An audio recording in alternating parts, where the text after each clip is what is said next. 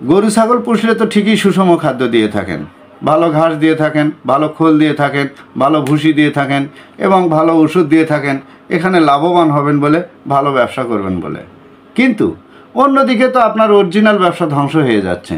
আপনার সন্তানকে আপনি কি খাওয়াচ্ছেন? তাদের হাতে কেন চিপস থাকে, কেন আইসক্রিম থাকে, কেন চানাচুর মাখা থাকে? তাদের হাতে কি একটা রুটি বা কলা বা একটা ডিম থাকতে পারে না? আপনি যে বলছেন আমি সময় পাই না, আপনি যদি এই কথা বলে থাকেন তাহলে আপনার সন্তানকে আপনি ভালোই বাসেন না। আপনার সন্তানের জন্য পুষ্টির প্রয়োজন আছে। সুস্বাস্থ্য এবং সুশিক্ষা পাশাপাশি একটি সম্পর্ক। সুস্বাস্থ্য থাকলে তাহলে শিক্ষা ধারণ করা সম্ভব হবে। সন্তানের জন্য আদর্শ ভালোবাসা দরকার আছে।